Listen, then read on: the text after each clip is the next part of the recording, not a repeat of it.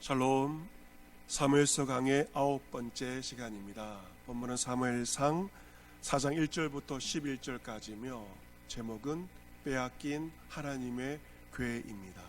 본문을 읽어드리겠습니다. 사무엘의 말이 온 이스라엘에게 전파되니라. 이스라엘은 나가서 블레셋 사람들과 싸우려고 에베네셀 곁에 진치고 블레셋 사람들은 아벡에 진쳤더니 블레셋 사람들이 이스라엘에 대하여 전열을 벌이니라. 그 둘이 싸우다가 이스라엘이 블레셋 사람들 앞에서 패하여 그들에게 전장에서 죽임을 당한 군사가 4,000명 가량이라. 백성이 진영으로 돌아오매 이스라엘 장로들이 이르되 여호와께서 어찌하여 우리에게 오늘 블레셋 사람들 앞에 패하게 하셨는고, 여호와의 언약궤를 실로에서 우리에게로 가져다가 우리 중에 있게 하여 그것을 우리 원수들의 손에서 구원하게 하자 하니, 이에 백성이 실로에 사람을 보내어 그룹 사이에 계신 만군의 여호와의 언약궤를 거기서 가져왔고, 엘리의 두 아들 홈니와 비누아스는 하나님의 언약궤와 함께 거기에 있었더라.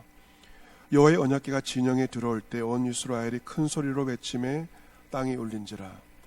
블레셋 사람이 그 외치는 소리를 듣고 이르되 히브리 진영에서 큰 소리로 외치면 어찌 됨이냐 하다가 여호와의 궤가 진영에 들어온지를 깨달은지라. 블레셋 사람이 두려워하여 이르되 신이 진영에 이르렀도다 하고 또 이르되 우리에게 화로다. 전날에는 이런 일이 없었도다. 우리에게 화로다. 누가 우리를 이 능한 신들의 손에서 건지리요. 그들은 광야에서 여러 가지 죄악으로 애굽인을 친 신들이니라. 너희 블레셋 사람들아, 강하게 되며 대장부가 되라. 너희가 히브리 사람의 종이 되기를 그들이 너희의 종이 되었던 같이 되지 말고 대장부와 같이 되어 싸우라 하고, 블레셋 사람들이 쳤더니 이스라엘에 패하여 각기 장막으로 도망하였고, 살육이 심히 커서 이스라엘 보병이 엎드러진 자가 3만 명이었으며 하나님의 궤는 빼앗겼고 엘리의 두 아들 홈니와 비누아스는 죽임을 당하였더라. 아멘. 사무엘상 1장부터 3장까지는 가정의 모습이 기록되어 있습니다.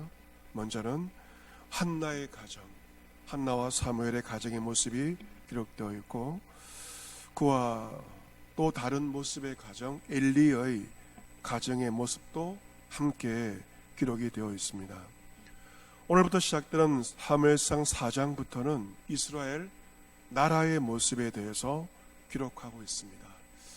이 가정의 모습과 나라의 모습은 분리되지 않습니다. 가정의 모습이 곧 나라의 모습인 것과 마찬가지입니다.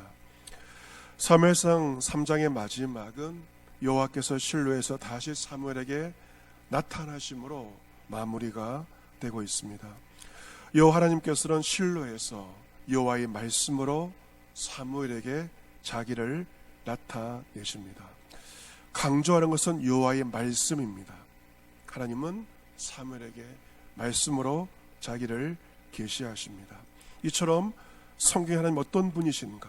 성경적인 하나님은 말씀으로 우리에게 자신을 나타내시는 계시의 하나님이십니다. 오늘 보면 사무엘상 4장 1절은 사무엘의 말이 온 이스라엘에 전파되니라로 4장 1절로 시작을 하고 있습니다. 사무엘의 말이 온 이스라엘에 전파됩니다. 여호와께서 사무엘과 함께 계셔서 그의 말이 하나도 땅에 떨어지지 않게 하셨습니다. 그런데 4장 1절에 전투하는 모습이 기록되고 있습니다. 이스라엘은 나가서 블레셋 사람들과 싸우려고 에베네셀 곁에 진을 칩니다. 블레셋 사람들은 아벡이라는 곳에 진을 쳤습니다. 이 블레셋은 이스라엘의 오랜 숙적이었습니다. 사무엘 당시 200년 동안 이스라엘을 괴롭힌 나라가 블레셋입니다. 또한 그 이후 300년 동안 역사 가운데 이스라엘을 괴롭히는 나라가 바로 이 블레셋입니다. 이 블레셋 문명은 철기 문명이었습니다. 그들은 우세한 철기 문명, 철제 무기를 가지고 늘 이스라엘을 괴롭히고 있었습니다. 이 블레셋 사람들은 호전적이고 싸움을 좋아하고 매우 거친 사람들이었습니다. 그 싸움의 결과, 블레셋과의 싸움의 결과가 어떻게 되었을까? 이스라엘이 블레셋 앞에서 패배를 하게 됩니다. 그때 블레셋에게 죽임을 당한 군사가 무려 4,000명 가량이었습니다. 4,000명은 적은 숫자가 아닙니다. 매우 큰 전쟁의 패배입니다. 살아남은 이스라엘의 병사들이 진영으로 돌아오자 이스라엘의 장로들이 모여서 회의를 합니다. 그들은 질문합니다. 여호와께서 어찌하여 우리에게 오늘 블레셋 사람들 앞에 패하게 하셨는고? 라고 질문을 합니다. 그들은 질문을 하지만 기도하면서 하나님의 뜻을 구하지 않습니다. 사무엘 선지자에게 물어보지도 않습니다. 그들은 성급한 결정을 내리게 됩니다. 기도하지 않고 주의 뜻을 구하지 않는다면 결국 성급한 결정을 내릴 수밖에 없습니다. 어떤 결정입니까? 여호와의 언약궤를 실로에서 우리에게로 가져다가 우리 중에 있게 하여 그 여호와의 언약궤로 우리 원수들의 손에서 구원하게 하자. 이것이 이스라엘 장로들이 내린 결정입니다. 여러분, 여호와의 언약궤는 어디에 있어야 됩니까? 실로 여호와의 성막에 있어야 합니다. 이 여호와의 언약궤 안에는 중요한 세 가지가 있죠. 모세가 시내산에서 하나님께 받아 백성들에게 주었던 2개의 돌판, 광야 생활을 하는 동안 주된 양식이었던 만나를 담은 항아리, 그리고 아론의 쌍난 지팡이가 바로 여호와의 언약궤 안에 들어 있습니다. 이 세 가지의 물건들, 여호와의 언약궤는 하나님께서 광야 가운데, 이스라엘 가운데서 함께 하셨고 역사하셨음을 기억나게 하는 증거물들입니다. 2 돌판은 하나님께서 그들에게 말씀하셨음을 증거합니다. 만나는 그들에게 필요한 양식을 공급하셨음을 증거합니다.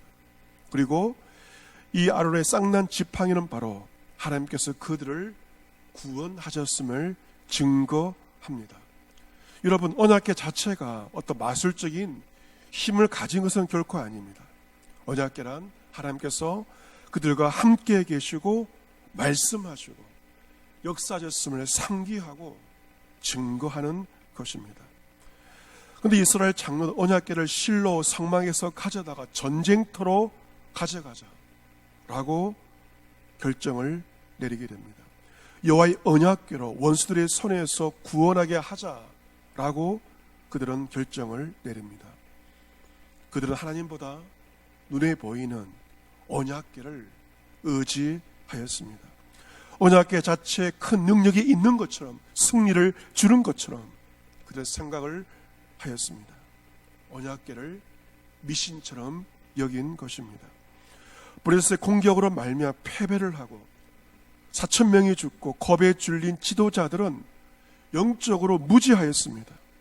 영적으로 무지하였기에 그들은 성급하게 잘못된 판단으로 잘못된 결정을 내리게 됩니다.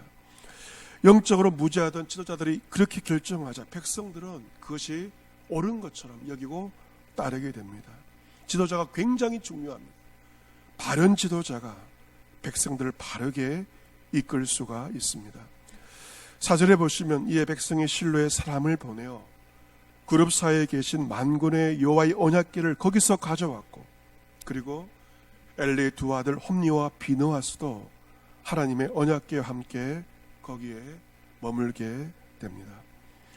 여호와의 언약궤가 실로 여호와의 성막에서 전쟁터로 들어올 때 이스라엘 백성들은 큰 소리로 외칩니다. 얼마나 소리가 컸는지 땅이 울릴 정도입니다.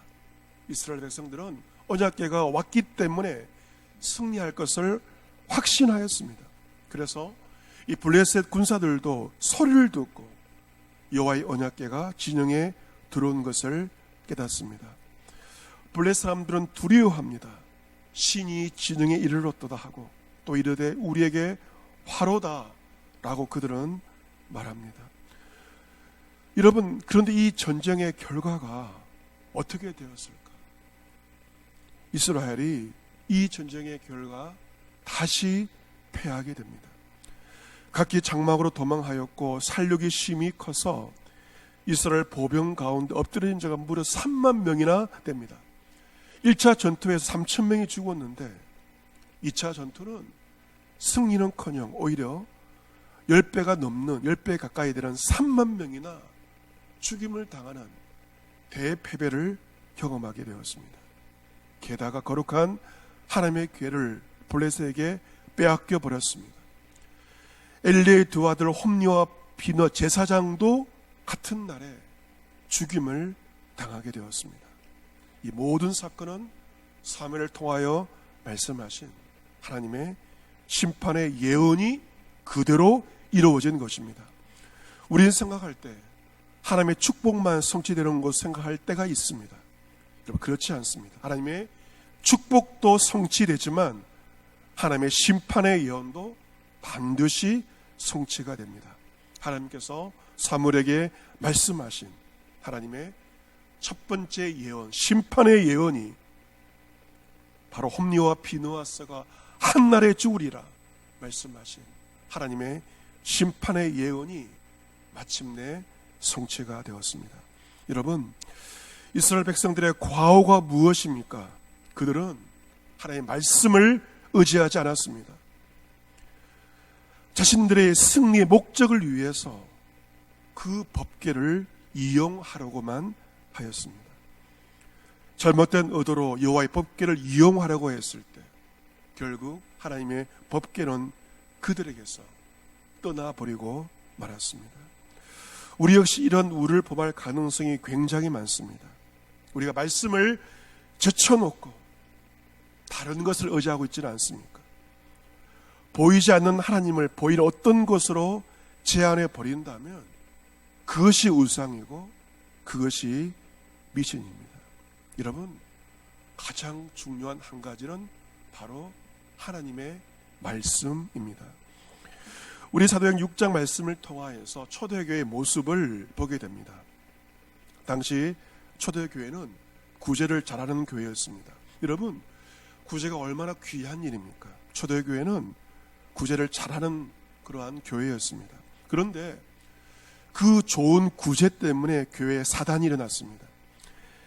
헬라파 유대인들은 교회가 구제할 때 자기의 과부들이 매일의 구제에 빠지게 됨으로 말미암아 다수파인 히브리파 사람을 원망을 하게 됩니다.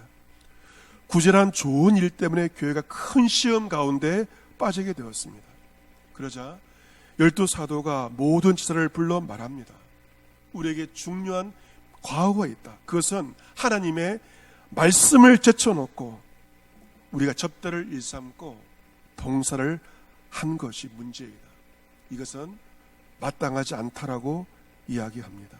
그래서 12사도는 이 구제와 교회 살릴 맡을 일꾼을 세우려고 합니다. 그리고 우리는 기도와 말씀 사역에 힘쓰겠다라고 이야기를 합니다. 그래서 교회는 믿음과 성령에 충만한 사람 스데반을 비롯한 7 집사를 택하여서 구제와 교회 살림을 맡기게 됩니다. 그러자 주의 말씀이 점점 왕성하여 예루살렘에 있는 제자의 수가 더 심히 많아지고 허다한 제사장의 무리도 이 도에 복종하였다라고 기록되어 있습니다. 여러분, 교회가 주의 말씀을 제쳐놓고 다른 일들을 하려고 할 때 큰 문제가 발생을 합니다. 교회에서 가장 중요한 것은 하나님의 말씀이고 기도입니다. 하나님의 말씀을 제쳐놓고 기도를 하지 않고 교회가 다른 좋은 일을 아무리 많이 해도 오히려 교회가 어려움을 당할 수밖에 없다는 것입니다. 이번에 우리 교회가 5월달에 직분제를 왜 세웁니까? 교육자들이 기도 말씀에 더 집중하도록 하기 위해서 교회는 일꾼들을 세워서 재정과 봉사와 구제의 일들을 전담해서 맡기는 것입니다. 교회 어떤 좋은 일, 봉사와 구제와 선거보다 더 중요한 한 가지는 하나님의 말씀입니다. 주의 말씀이 점점 왕성할 때 교회는 영적인 생명력을 가지게 되고 영적인 질서를 잡게 되고 제자의 수가 더 심히 많아지게 될 것입니다. 사랑하는 성도 여러분, 오늘 본문에서 이스라엘 백성들의 이 잘못된 모습이 우리 가운데 있다, 우리 교회 가운데 있다면 우리는 철저하게 회개하며 돌이킬 수 있어야 할 것입니다. 주의 말씀을 제쳐놓고 다른 일에 분주해서는 결코 안 될 것입니다. 우리의 목적을 위해서 하나님을 수단으로 이용해서도 안 될 것입니다. 우리 교회가 교회를 위한 40일 다니엘 기도의 가운데 있습니다. 이 기간 동안 교회와 모든 성도들이 말씀에 집중하며 기도에 집중함으로 말미암아 진정한 믿음의 승리를 이룰 수 있게 되기를 주 예수 그리스도의 이름으로 축복합니다. 아멘.